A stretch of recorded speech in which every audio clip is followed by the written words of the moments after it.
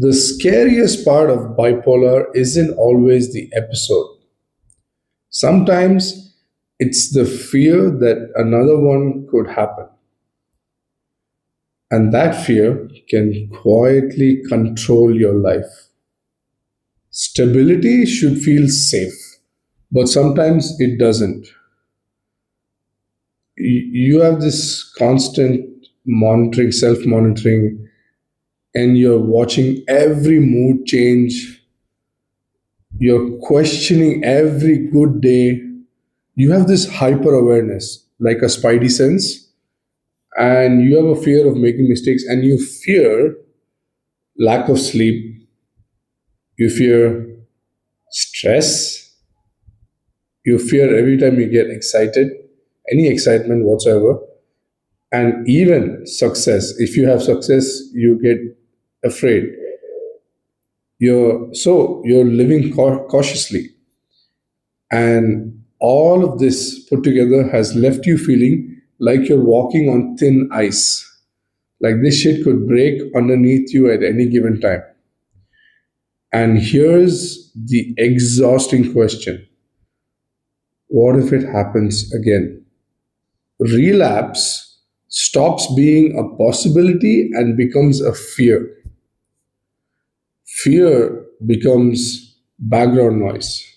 What do I mean by this?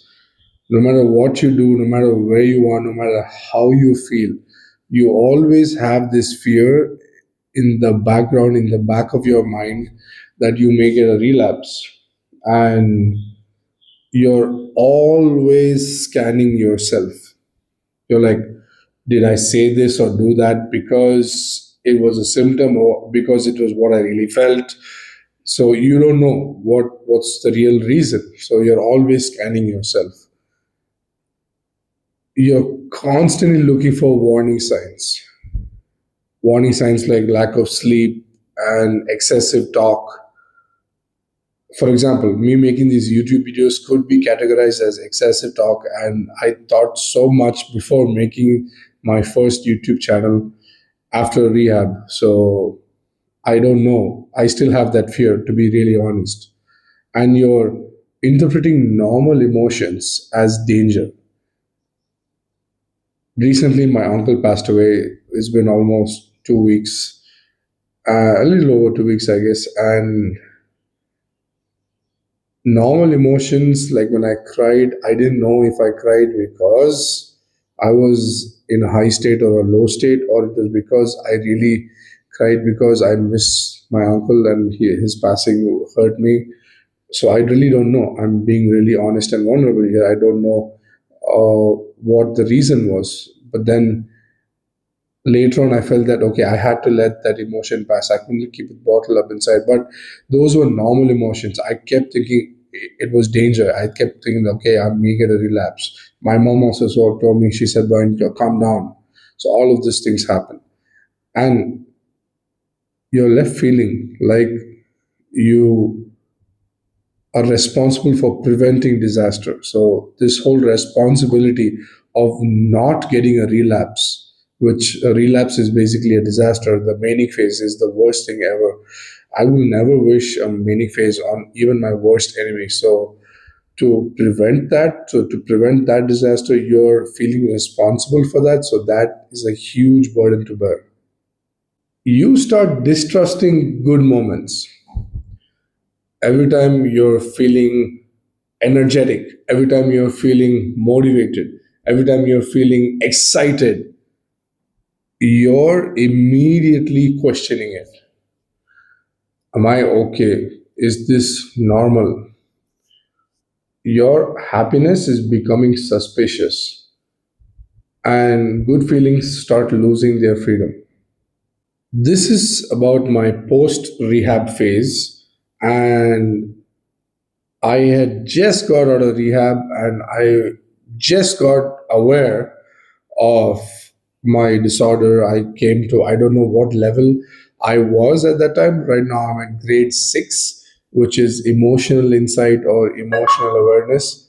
So I was very scared. I was really scared because My clinical psychologist made it a point to tell me time and time again that an overly extroverted personality is a symptom of the manic phase.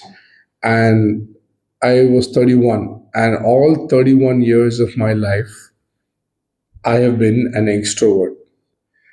So my whole worldview was shattered because I thought my whole personality was a lie. I thought I'm not really an extrovert, I'm an introvert because if an extroverted personality is a symptom of the high state or the manic phase, so my whole personality was a symptom.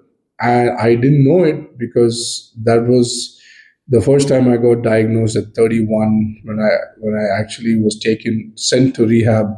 They tied me the fuck up and took me to rehab. It was crazy. I was aggressive and they had to tie me. They needed six guys to restrain me and tie me and take me to rehab. They carried me like a log. But all of those memories are a good thing because now I know. Now I know that I am an extrovert and I am confident, and I still have the fear though of relapse because it's really hard to not have the fear. But now I'm able to manage my mood. I'm able to manage my emotions. I'm able to understand my emotions better. I'm able to go through life with a stable lens. I don't have to think of everything as really extreme bad or good.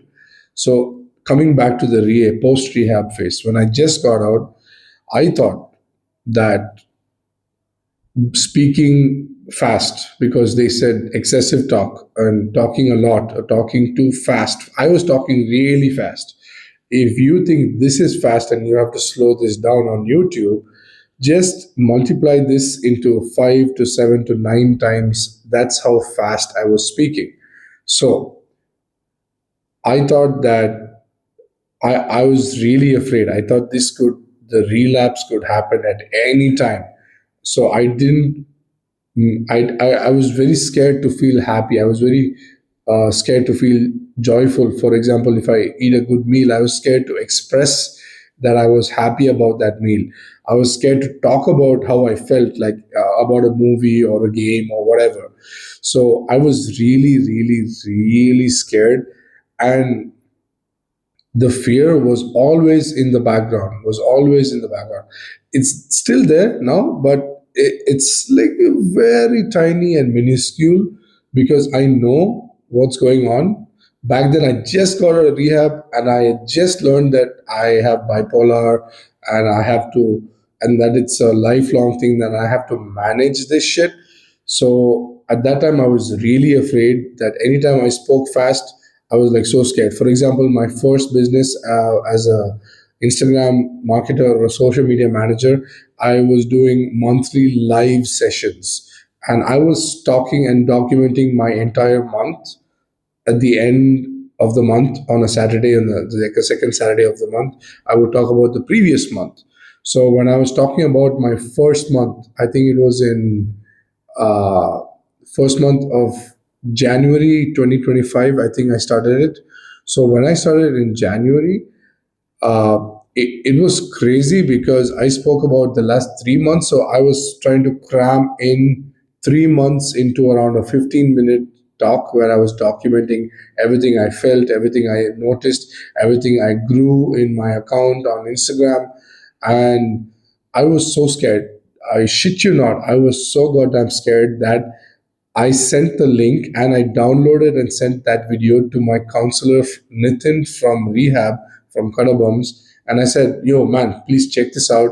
Tell me if this is excessive talk. Tell me if I'm going to get a relapse. Because I was really scared, because that was the first time I spoke in front of a camera without an audience, and I spoke nonstop for 15 minutes. I can still go on and talk about that for 15 minutes right now. And I know that this is my YouTube channel. This is me documenting how I'm building a high performance life with bipolar disorder and how it can help you if you have bipolar, and if you also are on that journey of building a high performance life for yourself. I can definitely talk 15, maybe half an hour, maybe an hour, maybe until my camera phone battery runs out because I'm recording from my phone. So all of this I can talk, I can continue to talk for 15, maybe 20, 30 minutes at a stretch. But back then, when I did it for the first time in Jan of 2025, I was so scared. I was so shit scared. I sent him a message. I kept calling him. I wanted to hear from him. I wanted him. I was really desperate for his opinion. I wanted him to say, no, it's fine. It's fine. It's fine. And luckily, he did say, no, Brian, it's all fine. I listened to it. You're talking only about work. You're not talking any crazy stuff like you were before when you were talking about world peace and all of that. So this way, I feel that now I have a very good hold on my emotions and on my fear. I am able to manage it. I'm able to hold it back, so to speak. But back then, I was so scared. I was really afraid that I was like, man, I can get a relapse at any time. And I have to be honest with you.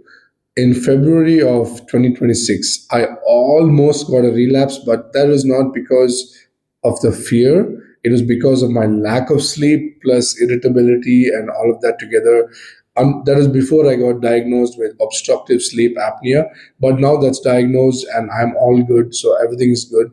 So I almost got a relapse, and that had nothing to do with the fear. It had to do with the fact that I hadn't slept for over a year properly, because that's what my sleep study determined, that my disturbances every hour, my brain was waking up 103 times every hour, every night. So for that reason, I almost got a relapse, but I was able to identify it and talk to my clinical psychologist, and she instructed me to meet my psychiatrist the next day. I met him. He increased the dose from 20 mg of lurasidone, which is Luramax, to 40 mg. And I feel good because now I'm sleeping well, sleeping better with my BiPAP machine. I'm breathing better at night. No, my disturbances is around zero point 0.1 to zero point 0.5 every night, every hour, every night. So that's great. And talking about the fear, right? The fear is always going to be there. I feel that it's something that I'll have to live with. I'll have to come to terms with, that it's always going to be there, no matter how brave I act or how brave of a front I put on. I don't think the fear is ever going to go away. I'm not sure. Maybe it might, because 3.5 years out of rehab now, my fear, let's say, is at 1%. But when I just got out of rehab, my fear was at 100%. Trust me, I did not speak to anyone, any of my friends, for over a year and a half, because I was really scared that when I talked to them, my old self would come out and I would speak really fast and I would get a relapse, or I would get excited and I would get a relapse, and I would become an extrovert again and I would get a relapse. So that's what I thought. But then I had kept my phone on silent for a year and a half. All of those things happened. And now, 3.5 years later, now my phone is always on general. I talk to my friends whenever I want. I talk however I want, even if I'm extroverted or whatever. I know I'm an extrovert, and that is my default setting. I think mostly it has to do with me being a Dragon Ball Z fan and doing Kamehamehas all the time. I think that's the thing. But I believe that the fear is still there, about 1%. It's 100 times less, but it's still there. So, what I'm trying to say is that you will have the fear, but you got to learn to live with it. You have to learn to deal with it. You should not forget about it. You should just keep it, lock it in, and throw it in the last room, in the corner room, and just let's make sure it's there and it's not eating away at your present life. That's what I can say. You should do that. If nobody has ever explained this experience properly before, subscribe. That's exactly why I make these videos. Fear can shrink your life. You're always playing small. You're avoiding opportunities, you're avoiding challenges, you're avoiding excitement, you're avoiding expression. You're choosing safety over growth, and you are living cautiously instead of fully. The fear can become more controlling than the condition. You're living in prevention mode. You have this constant mental checking. You have hypervigilance. You're like, did this happen because of a symptom? Did I say this or do that because a relapse is happening? Is this because I'm getting into a low state? Is that because I'm getting into a high state? And then your fear is becoming its own prison. And so you end up forgetting how to trust yourself. Here's a shift for you: awareness protects you, hypervigilance exhausts you. Here's a micro action that you can take to fix this shit. Notice when fear is interpreting normal emotions as danger. Then understand the difference between awareness and obsession.